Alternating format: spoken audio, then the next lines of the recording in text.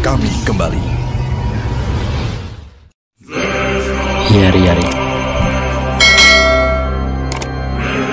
Selamat datang di konten spoiler. Jadi kalau kalian gak suka konten beginian, silakan close video ini. Tapi jika anda semua gak masalah di spoiler, siapkan cemilan, pasang posisi rebahan, dan mari kita mulai videonya. Juragan.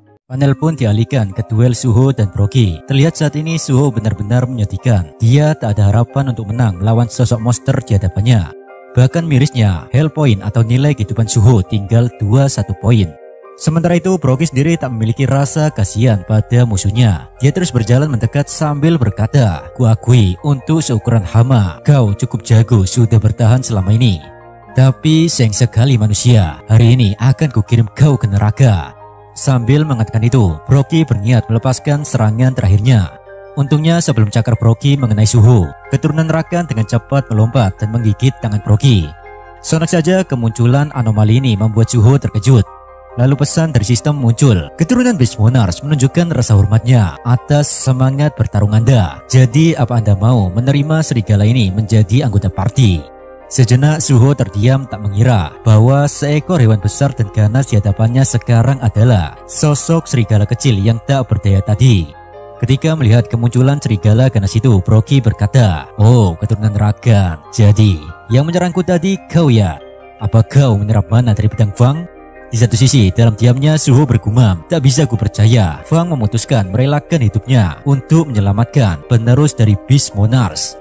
Di saat yang sama, pesan dari sistem muncul lagi. "Apa Anda bersedia menerima Successor of the Fang sebagai anggota party?" Menanggapi ini, Suho berkata dalam hati, "Aku memang berencana bekerja sama dengan Fang sejak awal, jadi tentu saja aku akan menerimanya." Dengan kata lain, Suho dan serigala ini adalah Popol dan Koopa Mobile Legend. Setelah merekrut keturunan Rakan menjadi sekutu, di saat yang sama pula, memori ingatan serigala itu mengalir dalam kepala Suho, yang dimana Suho diperlihatkan kilas balik tempo dulu. Saat itu keturunan Rakan sedang tumis duduk manis bersama akan Brogy. Di sini Brogy berkata, "Nak, kita kalah dari situ Monarch dalam perang." Ya, pada akhirnya memang begitulah. Yang kuat yang akan menguasai dunia ini, sedangkan kita pihak yang kalah harus menanggung penderitaan karena kehilangan orang-orang yang kita sayangi. Tapi nak, kau adalah keturunan Rakan sama, maka dari itu aku percaya kau akan menjadi kuat seperti beliau. Demi ras kita, tetaplah hidup dan jadilah bersinar. Ketika mendengar kata-kata motivasi dari Mario, Brogy teguh. Sontak saja hal itu membuat keturunan Rakan sangat gembira bre. Namun beberapa hari kemudian muncul Tiel dan anak buahnya yang datang ke kediaman mereka, dan Brogy juga dikalahkan. Peristiwa ini membuat keturunan Rakan itu ketakutan bukan main guys. Di situ dalam keheranannya Brogy bertanya pada mereka, Kenapa kalian tidak segera menghabisiku?" Salah satu dari mereka yaitu sosok bayi laknat yang bernama Tiel. Dia terus memandang Brogy dan Tiel yakin hyena ini akan berguna untuk kedepannya. Buat kalian yang bingung kenapa Tiel masih bayi, karena kepingan kekuatannya yang berhasil ke bumi cuma baru nyampe 1, dan setiap kepingan akan merubahnya bertambah kuat. Perlu kalian ketahui, setiap kepingan Tiel memiliki kepribadian yang berbeda-beda. Kepingan pertama bayi, kepingan kedua bocil, kepingan ketiga remaja, dan seterusnya. Hal ini beliau lakukan agar lolos dari patroli Sung Jinwo di celah dimensi. Oke, kalau belum paham silakan tanya di kolom komentar. Saya akan jelaskan biar kalian makin bingung.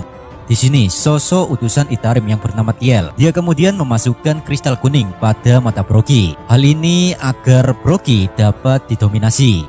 Sontak ulat Tiel itu membuat Brogy berteriak histeris, dan keturunan Rakan cuma bisa menangis tanpa bisa berbuat apa-apa untuk menyelamatkannya. Tiel berkata, "Hei Brogy, mulai sekarang tugasmu adalah menangkap manusia hidup-hidup dan bawa mereka pada kami. Sesuatu yang kutanamkan padamu akan meningkatkan kekuatanmu." Sejak saat itulah kepribadian Brogy berubah ke remaja yang baru aja puber. Ketika mengetahui semua kebenaran tersebut, kemurkaan Suho tak tertuju pada Brogy lagi, tapi lebih condong kepada orang-orang yang telah mendominasi Brogy. Suho juga sadar bahwa keturunan Rakan berniat bertarung bukan untuk balas dendam, melainkan untuk menyelamatkan Brogy Aniki.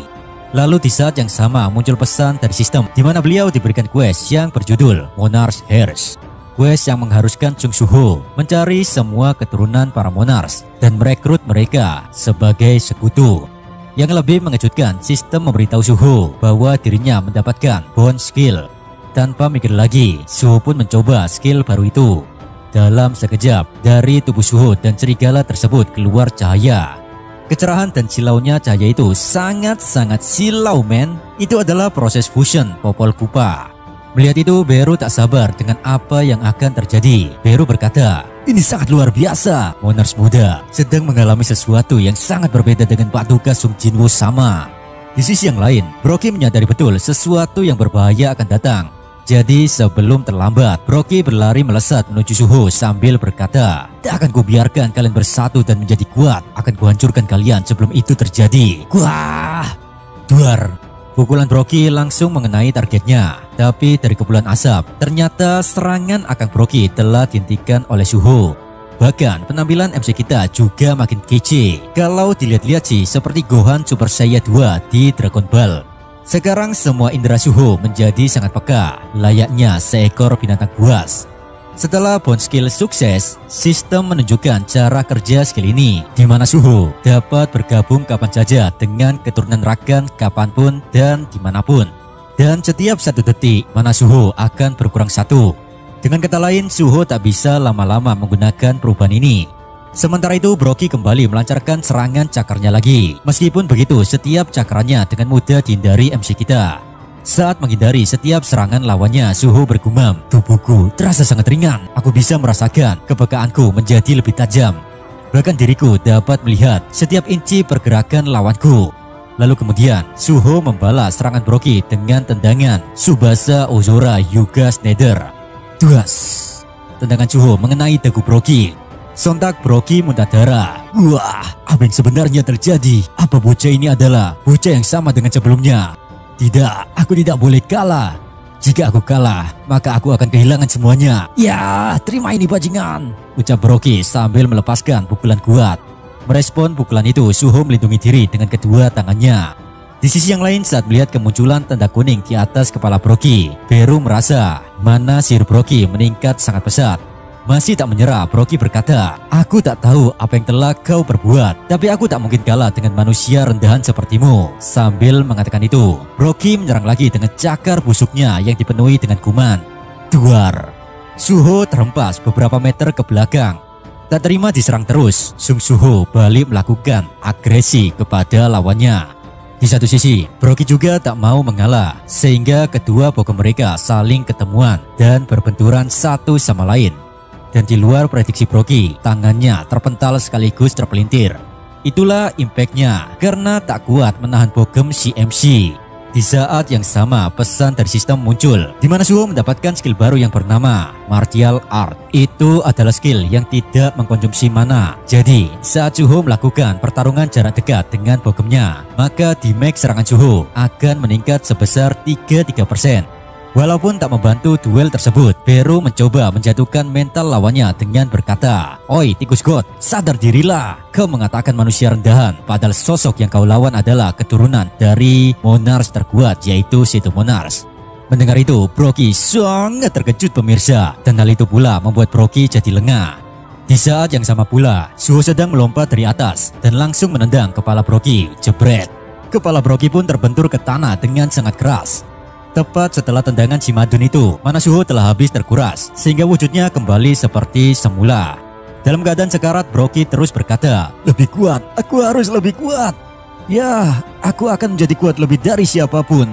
Tak tega dengan pemandangan yang menyayat hati itu, pewaris Rakan menghampiri Brogy, dan perlahan tanda kuning di mata Brogy mulai memudar. Saat itulah, memori dan kesadaran penuhnya kembali. Brogy berkata, "Sekarang aku ingat alasanku menjadi kuat, yaitu akan berguna untuk Rakan sama. Kumene, pada akhirnya aku tak bisa melindungi apapun, entah Anda maupun keturunan Anda. Rakan sama, Kumene." Menyadari Brogy telah berpulang ke surga, keturunan Rakan itu pun melolong. Au! Lalu kemudian pesan dari sistem muncul, "Anda telah mengalahkan Hina Brogy, level Anda meningkat." Setelah duel telah berakhir, Soo-ho berkata, "Beru, tadi aku sekilas melihat memori ingatan dari keturunan Rakan, di mana saat itu para hunter memasuki dungeon tempat Brogy berada. Dan yang membuatku penasaran, ada sesuatu yang mereka masukkan ke dalam mata Brogy. Jadi Beru, apa jangan-jangan para hunter tersebut bagian dari Itarim? Dan kenapa juga mereka menyerang Brogy?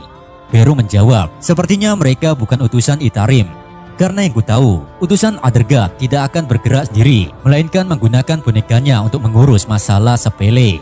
Dengan kata lain, tak menutup kemungkinan para hunter itu ada kaitannya dengan kacaunya dunia ini. Sontak mendengar kesimpulan dari Beru, semakin menambah keyakinan Suho bahwa utusan Itarim sudah ada di bumi. Yang Suho sesalkan adalah karena dirinya tak menemukan secuil informasi tentang mereka. Lantas Beru berkata, "Monas muda, tenanglah, aku punya solusi. Kan gini ya, Brogy memiliki ingatan yang berkaitan dengan Itarim, dan jika aku memukbang jasadnya, maka aku nanti bisa melihat memori ingatannya. Ditambah lagi dengan melakukan itu, aku bisa memulihkan manaku." Sontak bukannya kagum dengan kemampuan Beru ini, yang ada Suho malah heran dan tak begitu tertarik. Seolah tak peduli dengan usulan Beru, MC baru kita memalingkan mukanya dan menatap keturunan Ragan. Pelan Suho mendekatinya sambil berkata, "Apa kau mau ikut dengan kami? Ada sebuah tempat yang ingin kutunjukkan padamu." Sejenak, keturunan Ragan itu menatap penutannya. Namun beberapa saat kemudian, dia mendekati Suho dan menjilatinya. Mengerti, paham atas jawaban keturunan Ragan, Suho pun membuka gate menuju Shadow Dungeon.